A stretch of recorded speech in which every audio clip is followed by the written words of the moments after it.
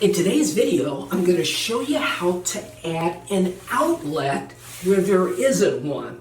Maybe you've been looking around your house and you've just been thinking, oh my goodness, if I could just have an outlet right here, it would solve so many problems. Well, here's the thing. It's easier than you think.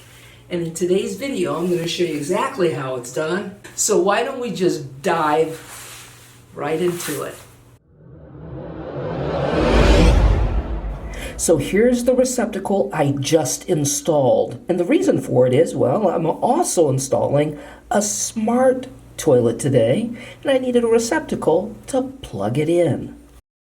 All right, what you're looking at here, this is a shared wall with the bathroom, and we're going to use this outlet here to power up a new outlet on the bathroom side of the wall.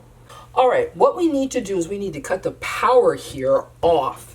And to make certain that this outlet's not energized, what I'm going to do is I'm going to plug in this circuit tester. Because it's got a little light here, it's letting me know that, yeah, it's energized. And if I unplug it and plug it into the bottom part of the receptacle, you can see that's energized as well.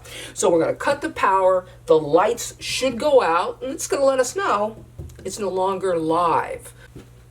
Okay, the power's been cut. I'm also going to test the top part of the receptacle, and there's no light there as well. Now I got to tell you, it doesn't hurt to double check. We know that this isn't energized, but let's just make certain, okay? Because we're going to be touching wires. We don't want those wires to be live. And what I like about this particular voltage tester is it allows us to probe inside the cavity of that box. So I'm going to turn it on. I've got a green light, says it's not energized. And if this light turns red, then we know that the unit is still energized. So I'm going to just draw it back here along the sides of the outlet. And I'm not getting anything. Wouldn't hurt to test it in this way as well. And so we know that our outlet is safe to work on.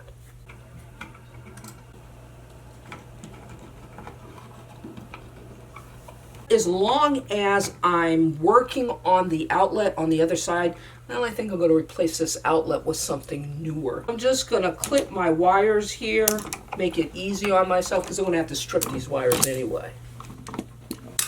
Okay, now we're on the opposite side of the wall, which is the bathroom side, which is where we're going to install a new outlet, where there's never been an outlet before. And the way I'm doing it is I've got my tape measure and my pencil. I've already taken my measurements, so I know exactly where the outlet is placed on the other side. And all I have to do is duplicate those measurements. Now what I want to do is I want to fall in between two studs, because you got to remember that outlet on the other side, it's resting right up against a stud. In fact, it's attached to the stud.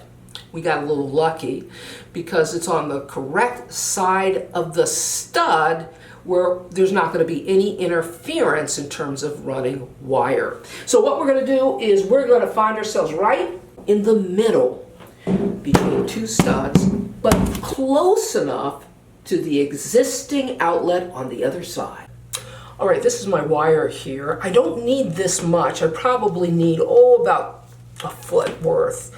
But what I'm going to do is I'm going to leave it long like this, and I'm going to fish it through to the other side through the other outlet.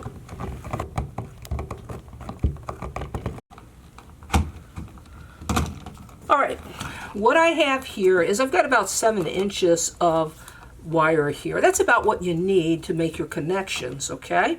So you don't want to pull it out any more than that. You don't want to crowd the box too much, but you don't want it to be too short. We've got our neutral, we've got our hot wire, which is black, and we've got our ground wire.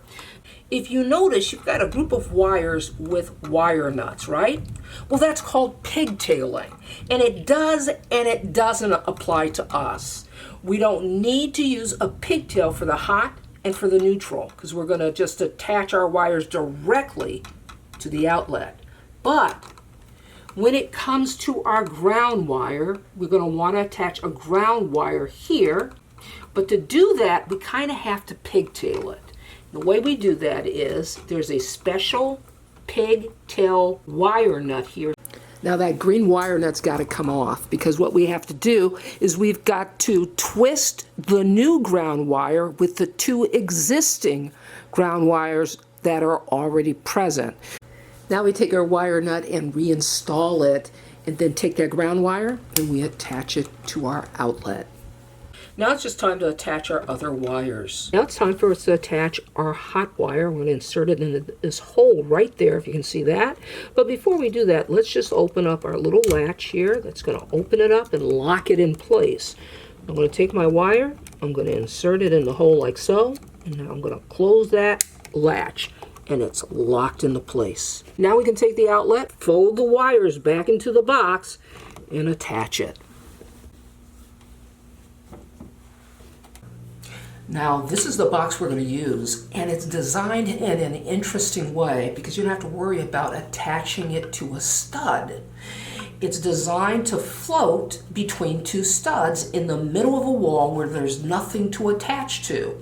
So maybe you're thinking, well, what is it attached to? It's these little flags right here at the top, and there's also a flag at the bottom that snug up against the wall itself to hold it in place. I want to remind you about the seejanedrill 30-day challenge. Now listen, if you've never held a hammer or don't know the first thing about making repairs around the house, but you want to start saving money today, you want to break up with that handyman? Well, in 30 days, I'm going to get you there. So check out the link to the 30-day challenge below, and I'll see you on the other side. So let's get back to the video.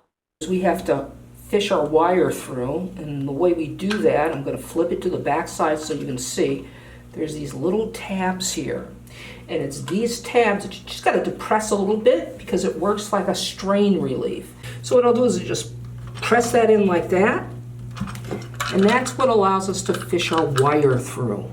All right, we've almost got our box here in place. Just give it a little bit of a push here. There we go. Now what we have to do is there's a screw right here, and there's also a screw here. That's going to tighten up that thing that looks like a flag. It's going to act like a vise to hold our box in place. All right, we're going to install our GFCI, but before we do that, I want you to notice that I've got the wires coming out of the box. They're stripped, ready to go, but I want to show you something about the GFCI, so I'm going to bring it in close so you can take a look. Now, if you notice, there's the little lever here, and on the back side, we insert our neutral because white denotes neutral, and close it and locks it in place. We also have our green lever, and it'll lock in our ground wire inserted right there. But once we flip it over to the other side, I want to show you something that makes it a little different. We've got our hot side denoted by our black and our blue tabs. The difference with this kind of outlet, which is a GFCI, is that you have to pay attention to the line and the load side of the outlet. When you're installing a GFCI on the first outlet of a series, you need to put your power into the line side. And then you use your load side to supply the next line in the series. But since I'm putting my GFCI at the end of the run, and there's nothing coming after it, I'm going to use the line side and nothing on the load side. Line side, we're going to open up our little lever, pull it back. We're going to insert our wire, which is our neutral, right there. Close that door. It's locked in. Now we're going to repeat the process. We're going to open up the little lever for the line side again. We're going to insert our hot wire, close that lever, and it's locked in place. Now the last thing is our ground wire. We're going to come on over here to the backhand side like that. We're going to open up that little lever. We're going to insert the wire like so. There we go. Close the lever. and everything is snug and locked into place. And what I'm going to do is I'm going to try to fold my wires up just a little bit here to make room for the GFCI. Now I'm just going to push that into the box like so. Now install the outlet into the box, put on the cover plate, and make certain that you test the outlet. You got to turn it on first and then, test it to make certain that it's energized. This is Leah saying you can do this. See you next time. Now, if you want to see more videos like this one here, just click here.